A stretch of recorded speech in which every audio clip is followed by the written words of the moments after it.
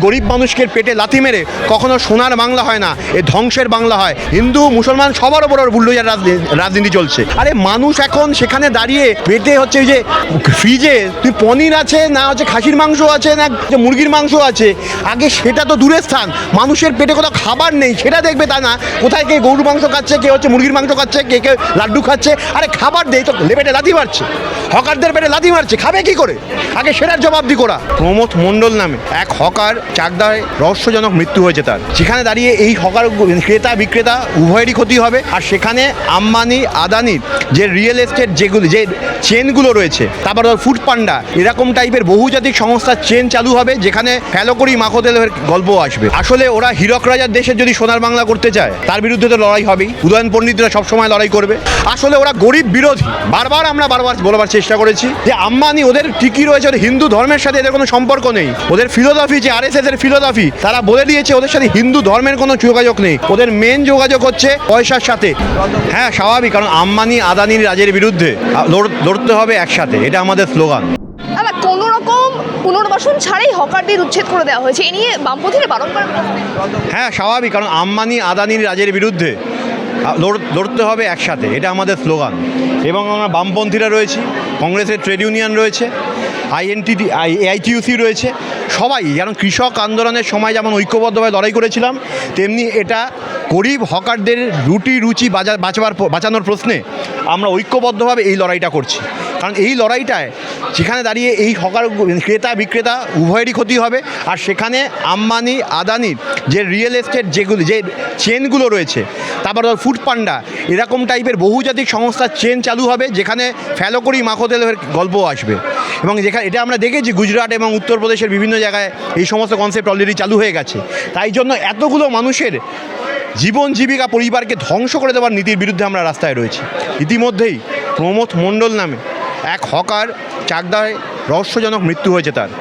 এবং এই মৃত্যুর যেভাবে মিছিল যদি শুরু হয়, তাহলে কিন্তু একটা হিউম্যানিটেরিয়ান ক্রাইসিস তৈরি হবে। তাই জন্য আমরা এখানে উপস্থিত হয়েছি গরিব মানুষের জীবন জীবিকা রক্ষার প্রশ্নে। সোনার বাংলা করবে, সবকা সাথ সবকা বিকাশ। দেখো, আসলে ওরা হীরক রাজার দেশের যদি সোনার বাংলা করতে চায় তার বিরুদ্ধে তো লড়াই হবেই। উদয়ন পণ্ডিতরা সবসময় লড়াই করবে। ওরা চাইছে, ওরা যেমন গুজরাটে আমি গেছি বহুবার, ভারতবর্ষে ঘুরতে গিয়ে দেখেছি, যেখানে যখন ওই আহমেদাবাদে যখন এয়ারপোর্ট থেকে আপনি আহমেদাবাদের শহরের দিকে যাবেন, ডান দিক বাদিকে বড় পাঁচিল দিয়ে বস্তিগুলোকে ঢেকে রাখা হয়। আসলে ভারতবর্ষের রিয়েল ইন্ডিয়াকে ওরা এরকম করে ঢেকে রাখতে চায়। এবং এই গরিব মানুষকে পেটে লাথি মেরে কখনো সোনার বাংলা হয় না, এ ধ্বংসের বাংলা হয়। সেই ধ্বংসের বাংলা থেকে রক্ষা করার জন্য আমরা ঐক্যবদ্ধ লড়াই করছি। বিজেপি বারংবার একটি কথা বলে আসছে যে হিন্দুদের সাহায্য করবেন, এই যে হকার উচ্ছেদ হচ্ছে এখানে মধ্যে মধুয়া সম্প্রদায়ের মানুষ রয়েছে, নিম্নবর্ণের মানুষ রয়েছে, উচ্চবর্ণের মানুষ রয়েছে। আসলে ওরা গরিব বিরোধী। আমরা বারবার বলবার চেষ্টা করেছি যে আম্বানি ওদের ঠিকই রয়েছে, ওদের হিন্দু ধর্মের সাথে এদের কোনো সম্পর্ক নেই। ওদের ফিলোসফি যে RSS এর ফিলোসফি, তারা বলে দিয়েছে ওদের সাথে হিন্দু ধর্মের কোনো যোগাযোগ নেই, ওদের মেন যোগাযোগ হচ্ছে পয়সার সাথে।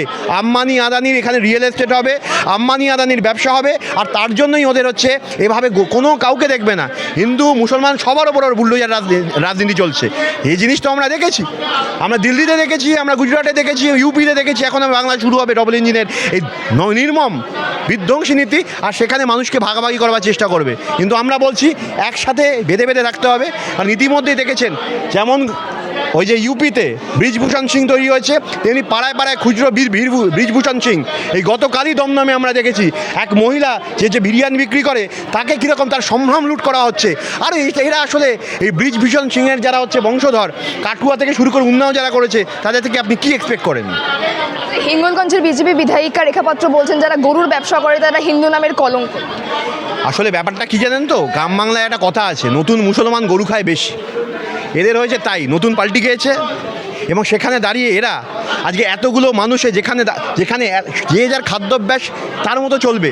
আরে মানুষ এখন সেখানে দাঁড়িয়ে পেটে হচ্ছে ওই যে ফ্রিজে তুই পনির আছে না হচ্ছে খাসির মাংস আছে না হচ্ছে মুরগির মাংস আছে, আগে সেটা তো দূরের স্থান, মানুষের পেটে কোথাও খাবার নেই সেটা দেখবে তা না। কোথায় কে গরুর মাংস খাচ্ছে, কে হচ্ছে মুরগির মাংস খাচ্ছে, কে কে লাড্ডু খাচ্ছে। আরে খাবার দেয় তো পেটে লাথি মারছে, হকারদের পেটে লাথি মারছে, খাবে কি করে? আগে সেটার জবাবদি করা। বুলডোজার রাজ বিভিন্ন জায়গায় চলছে, বুলডোজার রাজ চলছে, তো বুলডোজার বিভিন্ন জায়গায় উচ্ছেদ করে দেওয়া হচ্ছে, কোনো রকম পুনর্বাসন। আর সেটাই তো বলছি, এখানে নোটিশ দেখা, কার নোটিশ কী করে হচ্ছে দেখতে পাচ্ছেন তো। ওখানে অভিষেক ব্যানার্জির বাড়িতে নোটিশ দিচ্ছে, কিন্তু এই গরিব হকারদের রাত্রিবেলা তারা হচ্ছে ভেঙে দিয়ে চলে যাচ্ছে শিয়ালদা হাওড়ায়, তাই একই জিনিস করেছে। সুতরাং আমরা বলছি এই গরিবকে নোটিশ না দিয়ে যেভাবে লাথি মারা হচ্ছে আর ওদিকে ভাইপোকে বাঁচানোর জন্য এখনও চেষ্টা করা হচ্ছে, এই জিনিস আমরা মানব না।